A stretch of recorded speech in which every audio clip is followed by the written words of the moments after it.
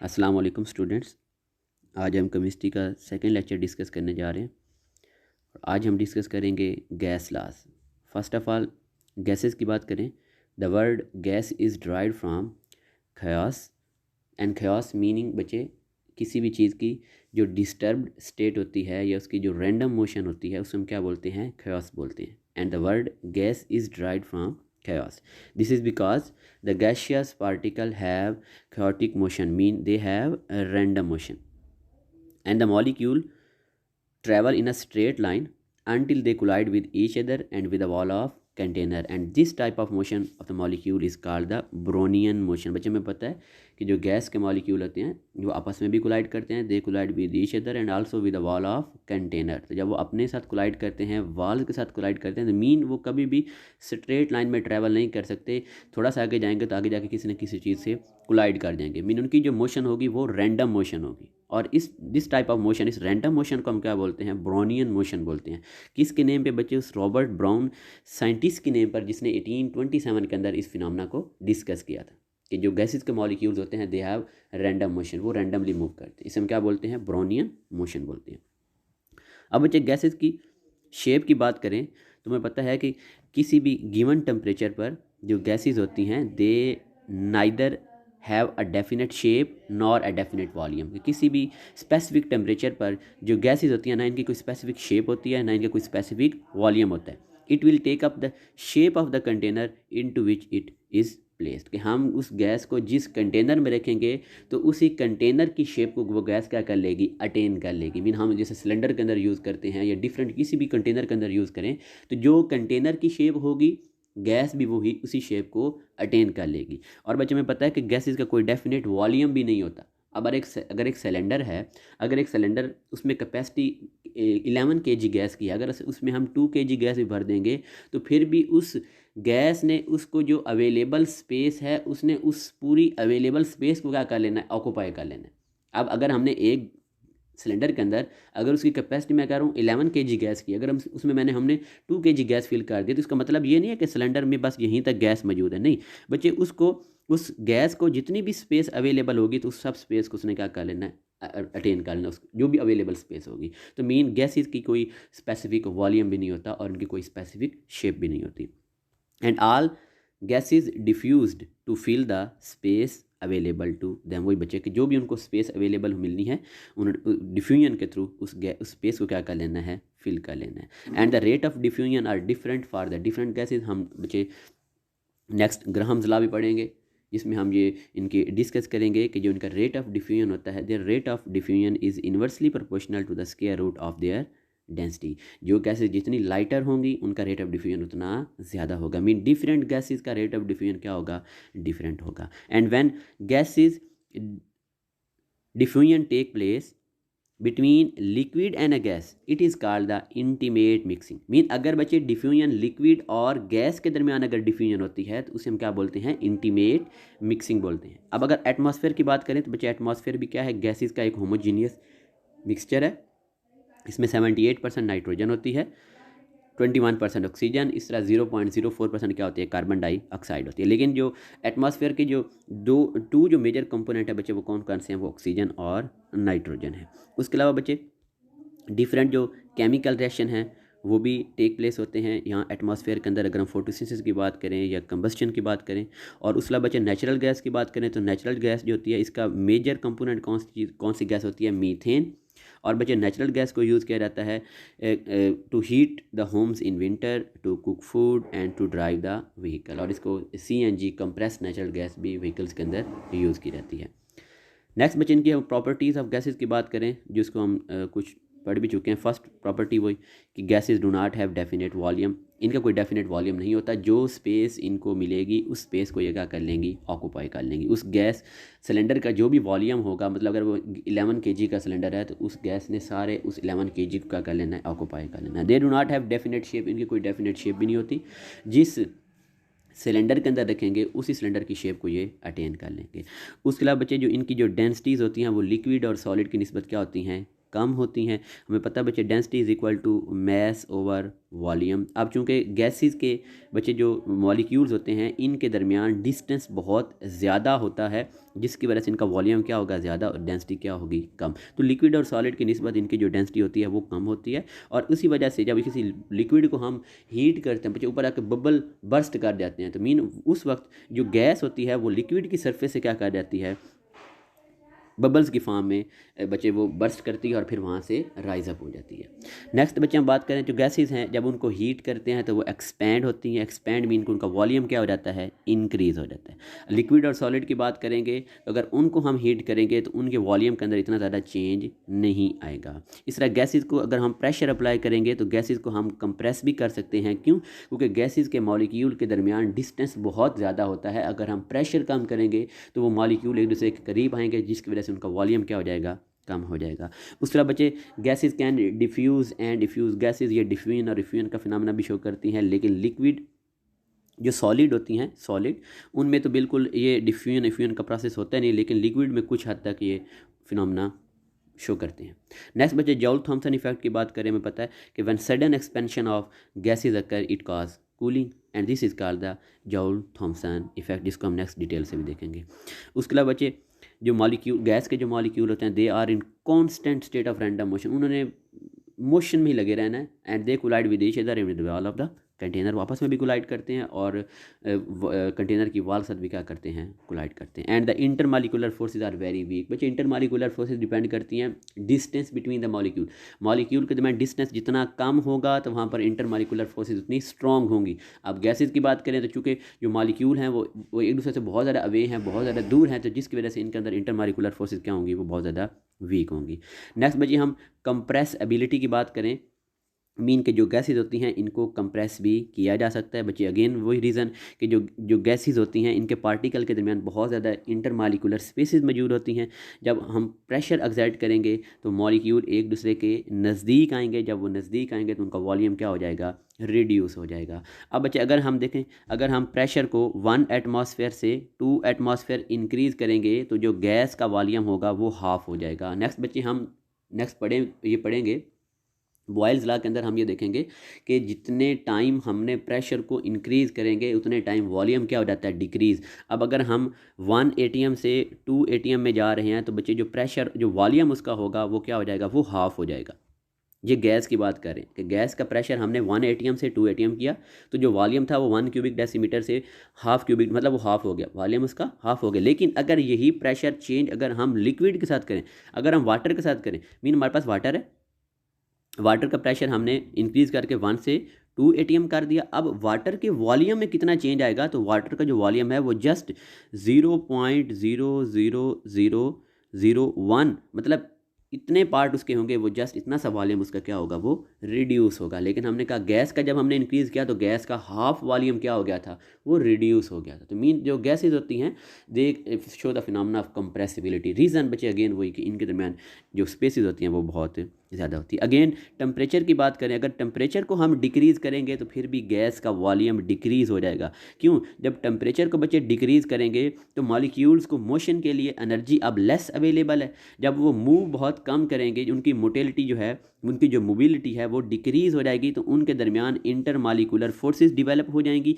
तो जिसकी वजह से दे कम क्लोज टुगेदर और उनका वॉल्यूम क्या हो जाएगा, डिक्रीज़ हो जाएगा। नेक्स्ट बच्चे एक्सपेंडेबिलिटी की बात करें कि जब गैस को हम हीट करते हैं तो वो एक्सपेंड कर जाती है, उनका वॉल्यूम क्या हो जाता है, इंक्रीज़ कर जाता है। वॉल्यूम, प्रेशर को अगर हम इंक्रीज़ करेंगे तो वॉल्यूम डिक्रीज़ होगा। लेकिन अगर हम प्रेशर को अगर हम प्रेशर को इंक्रीज़ करेंगे तो वॉल्यूम क्या हो जाएगा, डिक्रीज़ हो जाएगा। और अगर हम प्रेशर को कम कर देंगे तो बच्चे उसका वॉल्यूम क्या हो जाएगा, इंक्रीज़। मीन गैसेस क्या हो जाएंगे, एक्सपैंड। मीन प्रेशर और वॉल्यूम के दरमियान क्या होता है, इनवर्स रिलेशन होता है।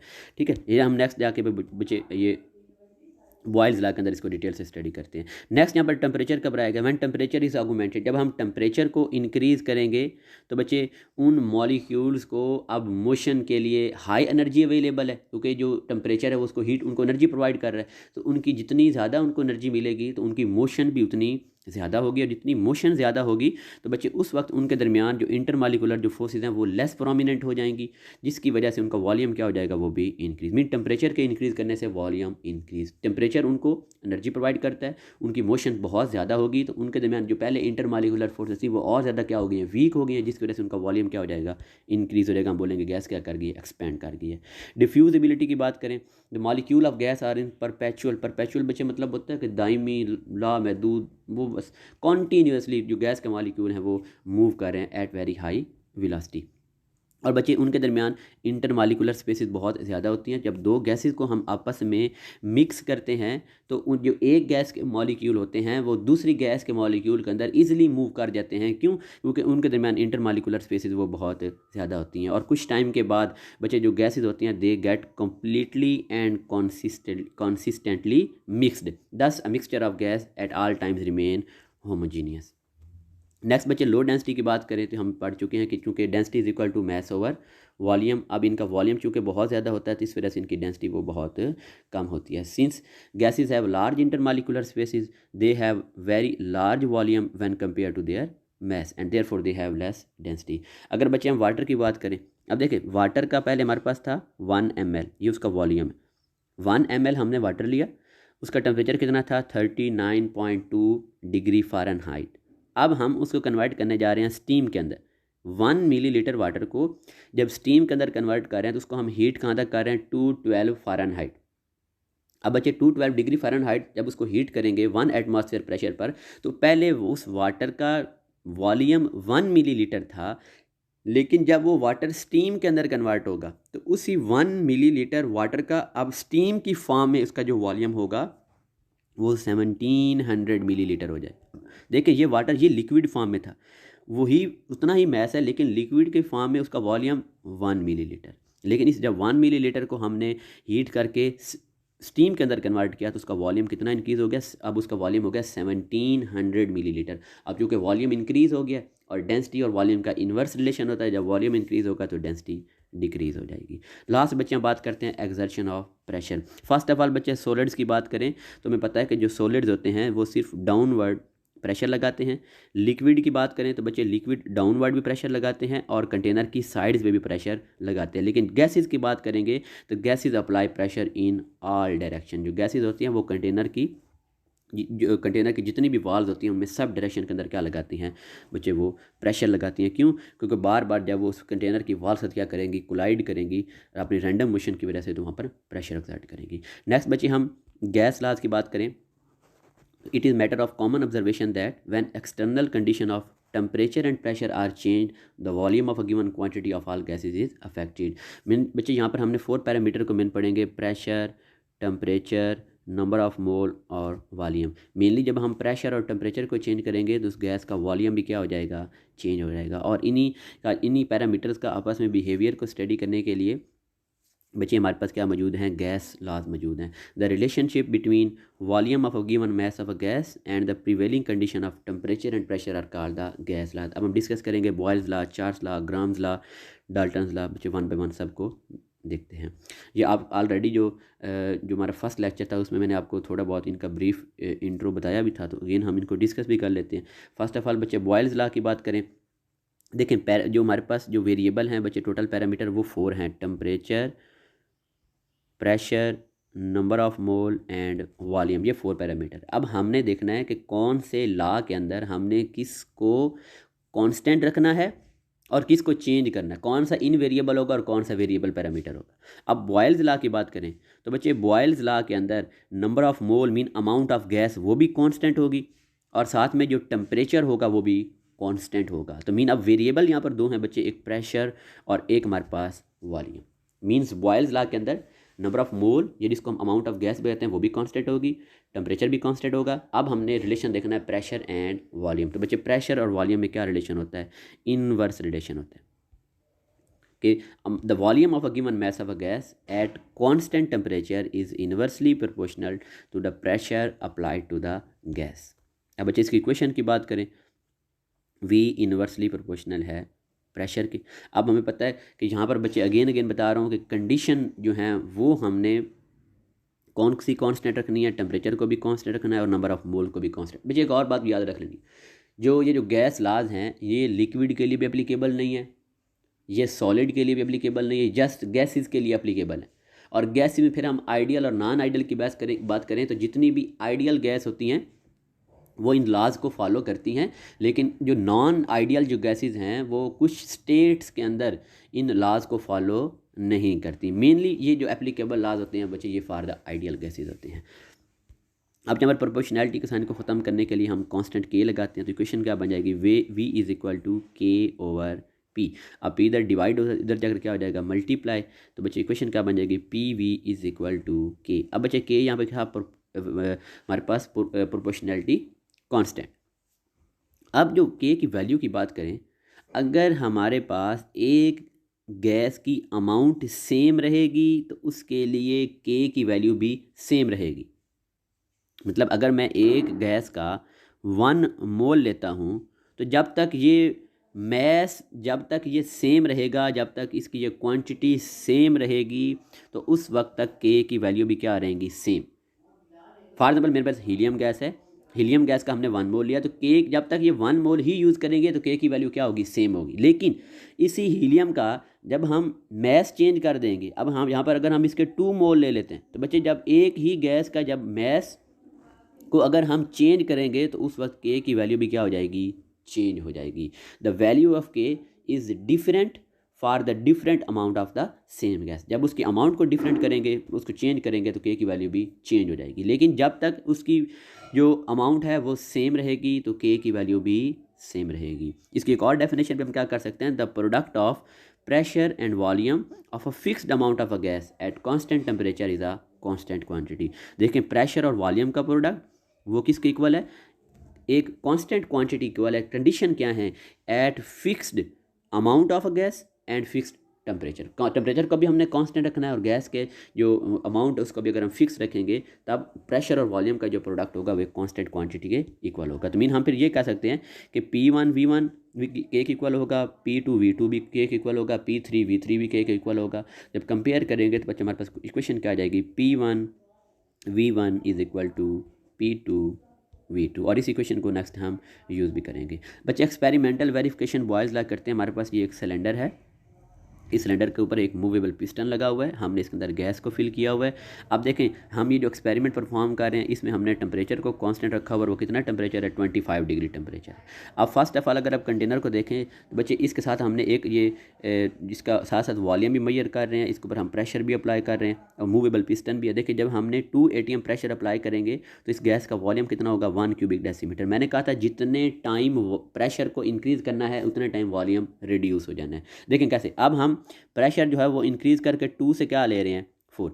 मीन हम जब प्रेशर को डबल करेंगे तो वॉल्यूम क्या हो जाएगा, हाफ हो जाएगा। वॉल्यूम कितना हो जाएगा, 1/2 क्यूबिक डेसीमीटर। अब हम प्रेशर को फर्दर इंक्रीज़ करके कहाँ पे लेके जा रहे हैं, 6 atm पे। मतलब पहले की निस्बत हमने 3 टाइम प्रेशर को इंक्रीज़ करेंगे तो वॉल्यूम भी 1/3 टाइम क्या हो जाएगा, रिड्यूस हो जाएगा। तो वॉल्यूम कितना रिड्यूस होकर रह जाएगा, 1/3 क्यूबिक डेसीमीटर। लेकिन इन दोनों का प्रोडक्ट वो हमेशा क्या रहेगा, कांस्टेंट रहेगा। अगर हम यहाँ पर बच्चे देखें, यहाँ पर बच्चे सब कुछ अगेन वही बताया गया कि सिलेंडर को हमने साथ एक मैनोमीटर के साथ अटैच किया जो हमें गैस का प्रेशर भी बताएगा और साथ में उसका इनिशियल वॉल्यूम इतना 1 क्यूबिक डेसीमीटर है। हम 2 atm प्रेशर अप्लाई कर रहे हैं, जब प्रेशर को इंक्रीज़ करते जाएंगे तो वॉल्यूम डिक्रीज़ होता जाएगा। मैंने कहा था जितने टाइम प्रेशर इंक्रीज़ करना है उतने टाइम वॉल्यूम रिड्यूस हो जाना है। अब हम आते हैं यहाँ पे बच्चे P1 V1। अब पहले स्टेज में हमारा प्रेशर 2 atm था और जो वॉल्यूम वो 1 क्यूबिक डेसीमीटर था। तो देखें के का आंसर क्या है, उनके प्रोडक्ट का आंसर क्या आया, 2 cubic decimetre atm। P2 V2 की बात करेंगे फिर भी आंसर 2 आएगा। P3 V3 की बात करेंगे फिर भी आंसर 2 आएगा। तो मीन हमने कहा था कि the product of pressure and volume at fixed amount of gas and constant temperature is also a constant quantity. तो बच्चे मतलब ये जो हमारे पास ये जो बॉयल्स ला है ये वेरीफाई हो गया। और हमने कहा था कि अगर हम उस गैस की क्वांटिटी को सेम रखेंगे, उसके टेम्परेचर को सेम रखेंगे तो वैल्यू ऑफ के विल रिमेन सेम। लेकिन जब उसकी क्वांटिटी को चेंज करेंगे तो के की वैल्यू भी क्या हो जाएगी, चेंज हो जाएगी। ये बच्चे एक MCQ है, देखें हमारे पास a large volume a gas having a volume of 10 cubic decimeter is enclosed in a vessel at 0 degree. The pressure is 2.5 atmosphere। बच्चे देखिए हमारे पास वॉल्यूम दिया गया है, उसको हम क्या बोलेंगे, V1। अब टेम्परेचर कितना दिया गया, 0 डिग्री, इसको केल्विन में कन्वर्ट करते हैं 273 केल्विन। इनिशियल प्रेशर कितना दिया गया, 2.5। अब the gas is allowed to expand until the new pressure, और उसका बच्चे वो न्यू प्रेशर कितना है, वो 2 atm है। अब अगेन बच्चे बता रहा है कि टेम्परेचर कितना है, 273 केल्विन है। हमने जो न्यू वॉल्यूम वॉल्यूम हमने V2 फाइंड करना। अगर इसमें एक चीज़ नोट करें तो जो टेम्परेचर है वो इनिशियल टेम्परेचर भी कितना था, 273 केल्विन, फाइनल टेम्परेचर भी कितना है, 273 केल्विन। तो मीन यहाँ पर टेम्परेचर क्या है, वो कांस्टेंट है। और जब टेम्परेचर कांस्टेंट होगा तो बच्चे कौन सा लॉ हमने अप्लाई करना है, बॉयल्स लॉ की क्वेश्चन अप्लाई करनी है। अब हमारे पास V1 भी है, P1 भी है, P2 भी है, और V2 हमने क्या करना है, वो हमने फाइंड करना है। तो बच्चे क्वेश्चन लगा देंगे P1 V1 is equal to P2 V2। हमने V2 को फाइंड करना है, तो P1 इधर आकर क्या हो जाएगी, सॉरी P2 क्या हो जाएगी, डिवाइड, जब वैल्यूज पुट करेंगे तो आंसर क्या आ जाएगा, 12.5 क्यूबिक डेसीमीटर। अब बच्चे इस बॉयल्स लॉ की अगर हम ग्राफिकल एक्सप्लेनेशन की बात करें तो बच्चे अब देखें, फर्स्ट अगर ग्राफ की बात करें तो हमने यहाँ पर फर्स्ट ऑफ ऑल हमने कंडीशन क्या रखेंगी, तो हमने टेम्परेचर को क्या रखना है, कांस्टेंट रखना है। और ये जो हम एक्सपेरिमेंट परफॉर्म कर रहे हैं यहाँ पर हमने वो जो टेम्परेचर को कांस्टेंट रखा है, वो टेम्परेचर कितना कांस्टेंट रखा है, वो 0 डिग्री रखा। मीन हम एक्सपेरिमेंट करने जा रहे हैं, हम टेम्परेचर को हमने कांस्टेंट रख दिया 0 डिग्री पे। अब हम प्रेशर को चेंज करते जाएंगे तो वॉल्यूम भी क्या होता जाएगा, चेंज होता जाएगा, और हमने उसका क्या प्लॉट कर लिया, उसका ग्राफ प्लॉट कर लिया। अब बच्चे में पता है कि जब प्रेशर को इंक्रीज़ करेंगे तो वॉल्यूम क्या हो जाएगा, डिक्रीज। और प्रेशर और वॉल्यूम इन दोनों के दरमियान बच्चे रिलेशन कौन सा है, वो इन्वर्स रिलेशन है। और याद रखना कि जब भी किसी दो क्वांटिटी के दरमियान इन्वर्स रिलेशन होता है तो हमारे पास एक इस तरह की कर्व ऑब्टेन होती है। इस कर्व को हम यहाँ पर क्या बोलेंगे, आइसोथर्म बोलेंगे। तो बच्चे यहाँ पर जो प्रेशर है उसको हमने एक्स एक्सिस पे लेना है, जिसको हम FC से भी बोलते हैं, और प्रेशर और जो वॉल्यूम है उसको हमने Y एक्सिस पे लेना है, जिसको हम ऑर्डिनेट बोलते हैं। Mean pressure on the X axis and volume on the Y axis. तो बच्चे जब इनकी वैल्यूज़ को पुट करेंगे तो हमारे पास एक कर्व ऑब्टेन होगी, जिस कर्व को हम क्या बोलते हैं, आइसोथर्म। आइसोथर्म बच्चे क्यों बोल रहे हैं, iso mean same and therm mean heat. चूँकि हमने ये curve at constant temperature obtain हुई है तो इस वजह से हम इसको क्या बोल रहे हैं, आइसोथर्म बोल रहे हैं। अब हमने ना ये जब 0 डिग्री टेम्परेचर को कांस्टेंट रखा तो हमारे पास ये कर्व ऑब्टेन होगी। अब हमने टेम्परेचर को इंक्रीज़ करना है, हम 0 डिग्री से इंक्रीज़ करके लेके जा रहे हैं 25 डिग्री। बच्चे टेम्परेचर अब भी कांस्टेंट रखना है लेकिन जस्ट हमने इंक्रीज़ किया, लेकिन अब हमने कहा कि अब जो भी एक्सपेरिमेंट हम करेंगे वो 25 डिग्री पे करेंगे। मीन 25 डिग्री तक टेम्परेचर को इंक्रीज़ कर दिया। अब अगेन प्रेशर को चेंज करेंगे तो वॉल्यूम चेंज होता रहेगा। अब जब ग्राफ को प्लॉट करेंगे तो जो न्यू आइसोथर्म बनेगी, it will move away from both axis, तो वो बोथ एक्सिस से अवे बनेगी। क्यों बच्चे, रीज़न क्या है, रीज़न बच्चे ये है कि जब टेम्परेचर को इंक्रीज़ करेंगे तो गैस का वॉल्यूम क्या हो जाएगा, इंक्रीज़, और उस गैस के वॉल्यूम के इंक्रीज़ होने की वजह से जो न्यू आइसोथर्म बनेगी, it will further go away from both axis. अब हम कहते हैं कि हम ना 25 से 50 डिग्री टेम्परेचर पर जाते हैं। जब 50 डिग्री टेम्परेचर पर कोई एक्सपेरिमेंट परफॉर्म करेंगे, फिर उसके ग्राफ को प्लॉट करेंगे तो उसकी जो आइसोथर्म होगी वो अगेन बोथ एक्सिस से और क्या करेगी, अवे मूव करती जाएगी। इस तरह टेम्परेचर को डिक्रीज़ करेंगे तो वो टुवर्ड बोथ एक्सिस मूव कर जाएगी। रीज़न बच्चे अगेन वही बताया कि जब टेम्परेचर को इंक्रीज़ करेंगे तो वॉल्यूम इंक्रीज़ होगा, जिसकी वजह से आइसोथर्म होगी वो बोथ एक्सिस से अवे मूव करेगी। अब ये इस ग्राफ को थोड़ा देखते हैं। हमने कहा वॉल्यूम और प्रेशर क्या रिलेशन था, इन्वर्स रिलेशन था। अब हम एक और बात करने जा रहे हैं, प्रेशर और 1/v। अब बच्चे ये 1/v क्या, इसको हमने पढ़ना, इसको हमने ना मिलाकर पढ़ना है। Inverse of volume, inverse of volume, ये एक ही क्वांटिटी है, जिसको मैं दायरा लगा दी, ये एक ही क्वांटिटी को पढ़ना क्या, inverse of volume. Inverse of volume कैसे निकालते हैं, लेट्स सपोज मेरे पास वॉल्यूम जो है वो 2 क्यूबिक डेसीमीटर है। अब उसका मैंने इन्वर्स निकालना है तो मैंने 1/2 कर देना है। आंसर क्या आ जाएगा, 0.5। तो 0.5 is the inverse of volume. इस तरह अगर हमारे पास वॉल्यूम 3 क्यूबिक डेसीमीटर हो वो तो हम क्या कर देंगे 1/3, तो उसका क्या आ जाएगा, वो इन्वर्स ऑफ वॉल्यूम आ जाएगा। तो अगर मैं इस प्रेशर और इन्वर्स ऑफ वॉल्यूम, इस पूरी क्वांटिटी, अब इन दोनों के दरमियान बच्चे रिलेशन दूंगा तो वो डायरेक्ट रिलेशन है। अब मेरी वर्डिंग देखें, मैं प्रेशर और वॉल्यूम की बात नहीं कर रहा, मैं प्रेशर और इन्वर्स ऑफ वॉल्यूम की बात कर रहा हूँ। तो प्रेशर और इन्वर्स ऑफ वॉल्यूम में क्या है, वो डायरेक्ट रिलेशन। हमें पता है कि जब भी दो चीज़ों के दरमियान डायरेक्ट रिलेशन होता है तो एक स्ट्रेट कर्व ऑब्टेन होती है, एक स्ट्रेट लाइन ऑब्टेन होती है। अब यहाँ पर बच्चे हमने एक्स एक्सिस पे क्या लिया, inverse of volume, Y axis पे क्या लिया है, प्रेशर। तो जब ग्राफ को प्लॉट करेंगे तो हमारे पास एक स्ट्रेट लाइन ऑब्टेन होगी। अब अगर ये स्ट्रेट लाइन हमें नज़र आ रही है कि ये जो हमारा जो ओरिजिन है उसको क्या करने जा रही है, उसको टच करने जा रही है। अब ये जो ओरिजिन को जब ये लाइन जो मीट कर रही है, इसका मतलब क्या, इसका मतलब बच्चे ये है कि जब हमारे पास प्रेशर जो होगा, अगर वो जैसे देखा ना ओरिजिन पे बच्चे दोनों की वैल्यू क्या होती है, 0 होती है। मीन अगर वो ओरिजिन को टच कर रही है तो मीन वहाँ पर प्रेशर की वैल्यू क्या है, 0। तो मीन अगर प्रेशर 0 होगा तो वॉल्यूम इतना ज़्यादा होगा कि 1/v की वैल्यू क्या हो जाएगी, वो भी 0 हो जाएगी। अगेन बच्चे सुन लें, यहाँ पर जो ओरिजिन पे जो लाइन टच कर रही है इसका मतलब क्या है कि यहाँ पर प्रेशर क्या है, वो ज़ीरो है। जब प्रेशर ज़ीरो होगा तो वॉल्यूम बहुत ज़्यादा होगा, मैक्सिमम होगा, और वॉल्यूम इतना ज़्यादा होगा कि 1/v की वैल्यू भी क्या हो जाएगी, ज़ीरो हो जाएगी। अब बच्चे अगेन यहाँ पर हमने ये जो एक्सपेरिमेंट परफॉर्म किया था वो हमारा टेम्परेचर हमने रखा T1, वो कांस्टेंट रखा। अब फर्दर हम टेम्परेचर क्या कर देते हैं, इंक्रीज। टेम्परेचर कितना हमारे पास हो गया, वो T2 टेम्परेचर हो गया। अब इस हाई टेम्परेचर पर जब हम बच्चे अगेन एक्सपेरिमेंट परफॉर्म करेंगे, फिर उसका ग्राफ प्लॉट करेंगे, तो जो हमें स्ट्रेट लाइन ऑब्टेन होगी, it will move toward pressure axis, वो प्रेशर एक्सिस की तरफ जा रही है। बच्चे रीज़न क्या है, जब टेम्परेचर को इंक्रीज़ करेंगे तो वॉल्यूम तो इंक्रीज़ होता है, लेकिन 1/v की वैल्यू क्या आ जाएगी, वो डिक्रीज़ हो जाएगी। नेक्स्ट बच्चे लास्ट पे हमारे पास ये ग्राफ है। अब इसमें हमने एक्स एक्सिस पे लिया है प्रेशर, और वाई एक्सिस भी हमने लिया है PV is equal to K, मतलब product of pressure and volume which was equal to the constant quantity. तो हमने वाई एक्सिस पे वो K लिया है, K is a constant quantity. तो जब इसका बच्चे ग्राफ प्लॉट करेंगे तो हमारे पास एक स्ट्रेट लाइन ऑब्टेन होगी। स्ट्रेट लाइन क्यों ऑब्टेन हो रही है, जब इस डायरेक्शन में हम प्रेशर को इंक्रीज़ करेंगे तो वॉल्यूम क्या हो जाना है, डिक्रीज़। जब प्रेशर इंक्रीज़ होगा वॉल्यूम डिक्रीज़ होगा, लेकिन उनका जो प्रोडक्ट होगा वो हमेशा एक कांस्टेंट क्वांटिटी रहेगी, और इस वजह से एक स्ट्रेट लाइन ऑब्टेन होगी। अब लेट्स सपोज मैंने ये जो है ना ये एक्सपेरिमेंट परफॉर्म किया 0 डिग्री पे। अब हम जा रहे हैं 25 डिग्री पे। अब यहाँ पर अगर हम टेम्परेचर को इंक्रीज़ करेंगे तो क्या इस पर कोई ग्राफ इफेक्ट पड़ेगा, बच्चे बिल्कुल इफेक्ट पड़ेगा। अब जब 25 डिग्री पे एक्सपेरिमेंट परफॉर्म करेंगे, ऑब्टेन अब भी स्ट्रेट लाइन ही होगी, लेकिन वो स्ट्रेट लाइन जो होगी वो थोड़ी सी अब ऊपर बनेगी। क्यों ऊपर बनेगी बच्चे, अगेन रीज़न वही कि जब टेम्परेचर को इंक्रीज़ करेंगे तो वॉल्यूम क्या हो जाएगा, वो इंक्रीज़ हो जाएगा। तो मतलब हाई टेम्परेचर पे भी ऑब्टेन स्ट्रेट लाइन ही होनी है, लेकिन वो थोड़ी सी हायर बनेगी। और ये जो स्ट्रेट लाइन होती है but it is use to understand the non ideal behaviour of the gases, and Boyle's law it is just applicable to the ideal gases. बच्चे ये हमें नॉन आइडियल बिहेवियर के बारे में कैसे देती है कि अगर कोई भी गैस है, अगर उसको हम यही कंडीशन रखते हैं, तो अगर उस गैस की जो कर्व है अगर वो इस तरह बिल्कुल स्ट्रेट आएगी तो हम बोलेंगे ये गैस आइडियल है। अगर वो इस स्ट्रेट लाइन से थोड़ी सी भी डेविएट करेगी तो हम बोलेंगे it is showing non ideal behaviour. और इस स्ट्रेट लाइन से वो जितना अवे जाएगी तो हम बोलेंगे उसका नॉन आइडियल बिहेवियर उतना ज़्यादा है।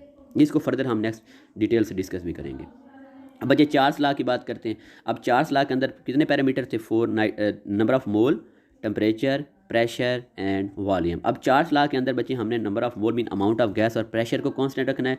अब हम रिलेशन चेक करेंगे टेम्परेचर और वॉल्यूम के अंदर करेंगे। बच्चे ये लॉ किसने पेश किया था, जॉनसन चार्ल्स ने इन 1787। अब इस लॉ की स्टेटमेंट क्या है कि the volume of given mass of gas is directly proportional to the absolute temperature when pressure is kept constant. अब बच्चे दोनों में डायरेक्ट रिलेशन है, मीन जब वॉल्यूम को टेम्परेचर को इंक्रीज़ करेंगे तो उसका वॉल्यूम भी इंक्रीज़ होगा, या जब टेम्परेचर को डिक्रीज़ करेंगे तो वॉल्यूम भी डिक्रीज़ होगा। कंडीशन हमने क्या लेनी है कि हमने प्रेशर को भी कांस्टेंट रखना है, नंबर ऑफ मोल को भी कांस्टेंट रखना है, और वो गैस भी क्या होनी चाहिए, वो गैस भी आइडियल होनी चाहिए। प्रोपोर्शनैलिटी के साइन को खत्म करने के लिए क्या लगाएंगे, कांस्टेंट लगाएंगे, और कांस्टेंट वो क्या है, K, और K इक्वल हो जाएगा V/T is equal to K। Mean जो वॉल्यूम और टेम्परेचर की जो रेशो होगी वो हमेशा क्या रहेगी, वो कांस्टेंट रहेगी। और बच्चे इसके अगेन बता रहा हूँ आपको, मैंने लास्ट लेक्चर में बताया था कि ये जो हमारे पास ये जो इसकी अगर हम स्टेटमेंट को देखें तो यहाँ पर हमें बताया गया कि volume is directly proportional to the absolute temperature, not temperature. Absolute temperature कौन सा टेम्परेचर होता है कि जो हम केल्विन स्केल पे लेते हैं। हमने ये लास्ट लेक्चर में एब्सोल्यूट जीरो वाली डेरिवेशन जो हमने की थी वहाँ पे एक्सप्लेन से पढ़ भी चुके हैं।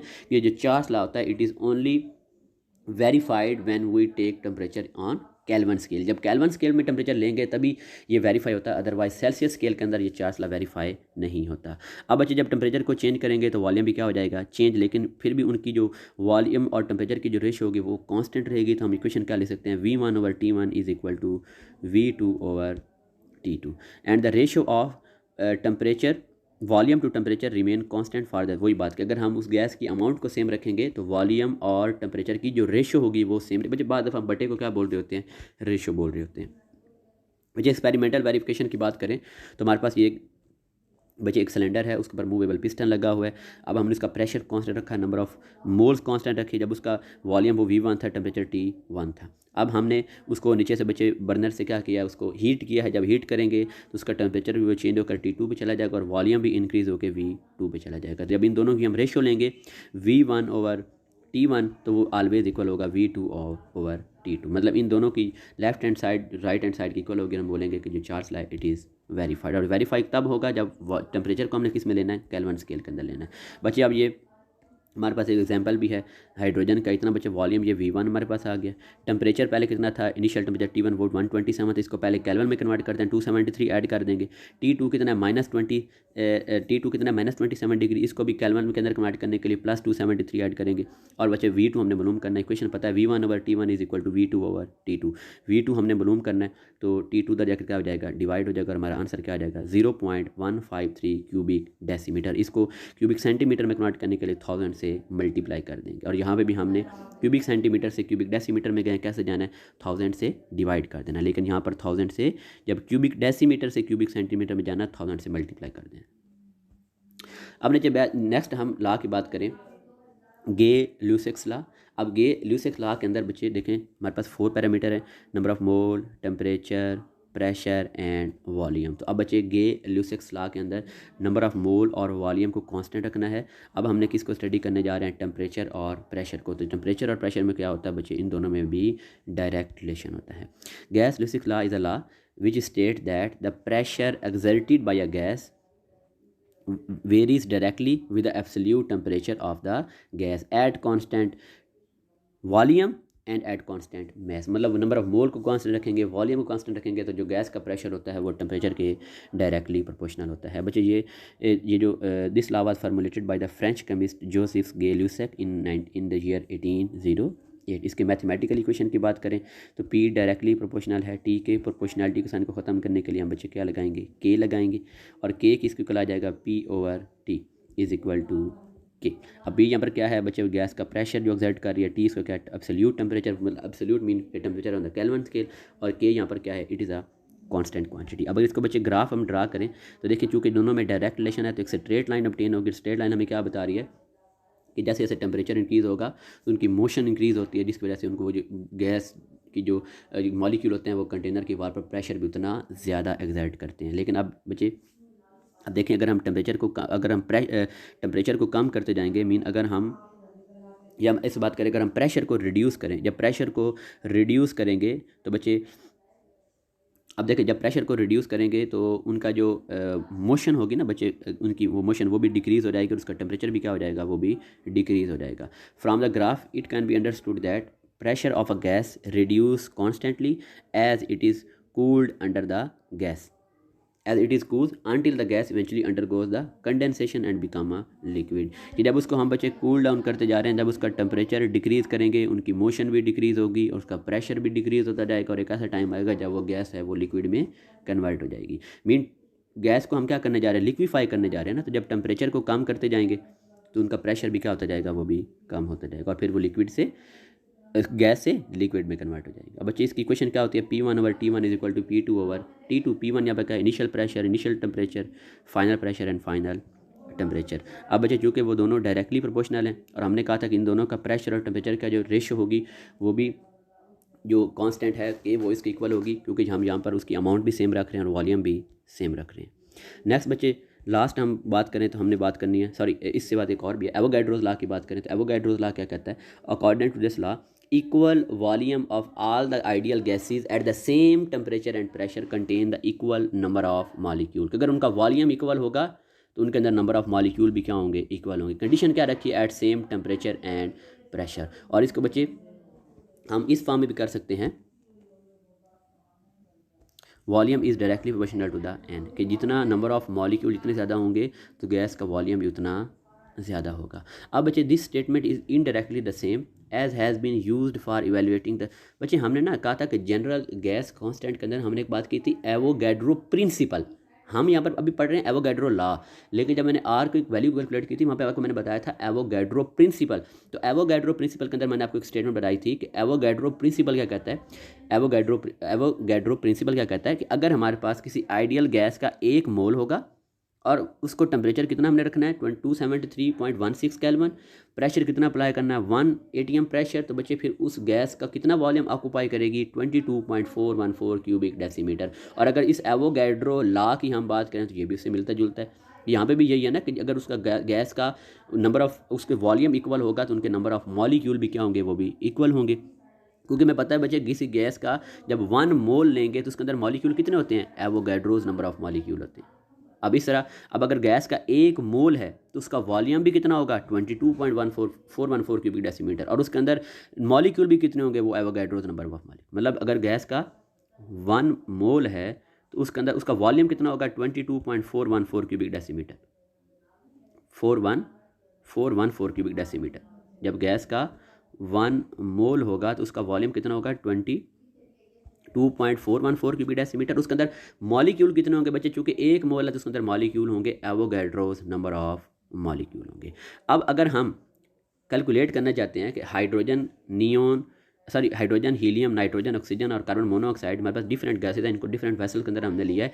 हम कैलकुलेट करना चाह रहे हैं कि इन सब के 1 क्यूबिक डेसीमीटर के अंदर कितने कितने मॉलिक्यूल हैं। तो बच्चे देखें, हमने कहा कि अगर हमारे पास उनका वॉल्यूम अगर 22.414 क्यूबिक डेसीमीटर वॉल्यूम होगा तब उनके अंदर कितने मॉलिक्यूल होंगे, एवोगैड्रोस नंबर ऑफ मॉलिक्यूल। अब हमने कैलकुलेट करने 1 क्यूबिक डेसीमीटर, तो 1 क्यूबिक डेसीमीटर कैलकुलेट करने के लिए एवोगैड्रोस को देखें, एवोगैड्रोस को हम किससे डिवाइड कर देंगे, इस 22.414 से जब डिवाइड करेंगे तो बच्चे हमारे पास जो है वो आंसर क्या आएगा 2.68 मल्टीप्लाई बाय 10⁻²2। ये कैसे ऑब्टेन हुआ है कि जब हम एवोगैड्रोस को इस 22.414 से क्या करेंगे, डिवाइड करेंगे। अब अगर हम बच्चे बात देखें, गैसेज जो हैं वो डिफरेंट है, hydrogen, helium, nitrogen, oxygen, carbon monoxide, gases different है, लेकिन सब के 1 क्यूबिक डेसीमीटर के अंदर नंबर ऑफ मॉलिक्यूल क्या हैं, वो भी सेम है। अब इसकी रीज़न क्या है। अब उसके अलावा अगर हम इसका मैस देखें, अगर हाइड्रोजन का 1 क्यूबिक डेसीमीटर लेंगे तो उसका मैस कितना होगा 0.0899 ग्राम। अब कैसे बच्चे निकालना है, हमें पता है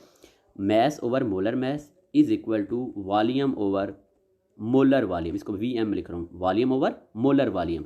अब हमने कैलकुलेट क्या करना है, मैस, तो मोलर मैस इधर अगर क्या हो जाएगा, वो मल्टीप्लाई हो जाएगा। अब मैं वैल्यू पुट करता हूँ, वॉल्यूम हमने कितना लिया 1, मोलर वॉल्यूम कितना होता है 22.414, और इसका मोलर मैस कितना होता है, उसमें मल्टीप्लाई करना है, कितना होता है बच्चे 2.016। तब इसको हम मल्टीप्लाई करेंगे, इसको 2.016 को जब 22.414 से डिवाइड करेंगे तो हमारा आंसर कितना आ जाएगा 0.0899, which is the mass of 1 cubic decimetre of hydrogen. इस तरह अगर हमने ऑक्सीजन का कैलकुलेट करना बच्चे, अगेन वही फार्मूला है कि mass over molar mass is equal to volume over molar volume. Mass calculate करना है तो मोलर मैस उधर जाकर क्या हो जाएगा, वो मल्टीप्लाई हो जाएगा। अब वैल्यूज पुट कर दें, वॉल्यूम हमने कितना लिया हुआ 1 क्यूबिक डेसीमीटर, मोलर वॉल्यूम कितना होता है 22.414, इसको मल्टीप्लाई किससे कर देना। अब O2 का बच्चे मैस कितना होता है 32, तो 32 से जब मल्टीप्लाई करेंगे, इसको कैलकुलेट करेंगे तो हमारा आंसर कितना आ जाएगा 1.4384 ग्राम। अब देखिए उनका मैस भी डिफरेंट है, लेकिन फिर भी उनके अंदर नंबर ऑफ मॉलिक्यूल क्या है, वो सेम है। इस तरह जो ऑक्सीजन है बच्चे, वो हाइड्रोजन की निस्बत 16 टाइम क्या होती है, हैवियर होती है, लेकिन फिर भी उनका नंबर ऑफ मॉलिक्यूल क्या है, सेम। बच्चे रीज़न क्या है कि चाहे उनके मैस डिफरेंट हैं लेकिन उनका जो वॉल्यूम होता है वो सेम होता है, और जब वॉल्यूम सेम होगा तो फिर उनके अंदर नंबर ऑफ मॉलिक्यूल भी सेम होंगे। अब वॉल्यूम हमने या लास्ट टाइम पढ़ भी चुके हैं कि जो उनका मैस होता है वो वॉल्यूम को अफेक्ट नहीं करता।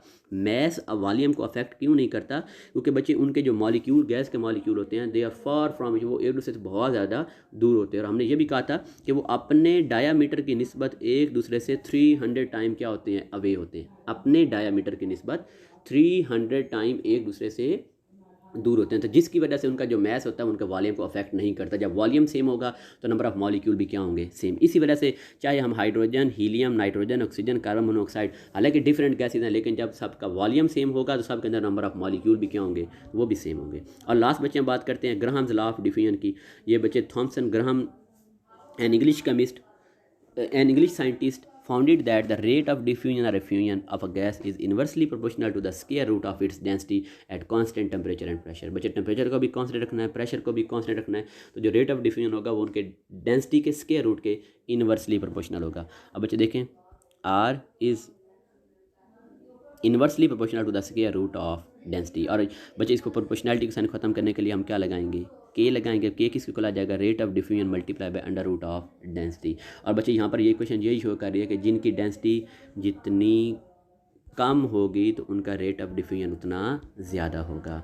अब बच्चे यहाँ पर इसकी the constant K is same for the all gases and when they are, मतलब जब हम कोई भी गैस ले लें, लेट्स सपोज हम हाइड्रोजन और हीलियम को स्टडी कर रहे हैं। अब अगर दोनों का प्रेशर सेम होगा, दोनों का टेम्परेचर सेम होगा, तो दोनों के लिए जो के की वैल्यू होगी ना वो भी क्या होगी, वो भी सेम होगी। अब इस इक्वेशन को थोड़ा हम रीअरेंज करते हैं। हमारे पास इक्वेशन क्या थी, R1 मल्टीप्लाई बाई D1 की डेंसिटी इज इक्वल टू के, R2 मल्टीप्लाई बाई D2 की density is equal to K. अब बच्चे चूँकि हमने कहा था कि जब दोनों गैसेज हैं, दोनों का सेम टेम्परेचर है, दोनों का सेम प्रेशर है, तो फिर दोनों के लिए के की वैल्यू भी क्या होगी, वो भी कांस्टेंट होगी। अब चूँकि दोनों के लिए के की वैल्यू सेम है, तो जब इनको कंपेयर करेंगे तो हमारे पास इक्वेशन क्या बनेगी, देखें R1 D1 का under root is equal to R2 D2 का अंडर रूट। अब R2 को बच्चे इधर लेकर आए तो क्या बन जाएगा, R1 over R2 is equal to, अब D1 को इसके नीचे ले आए तो क्या बन जाएगा, D2 का अंडर रूट ओवर D1 का अंडर रूट। मेन अगेन वही कि जो उनका जो रेट ऑफ डिफ्यूजन है वो उनकी डेंसिटी के इनवर्सली प्रोपोर्शनल है। अब डेंसिटी का फार्मूला बच्चे क्या होता है, density is equal to mass over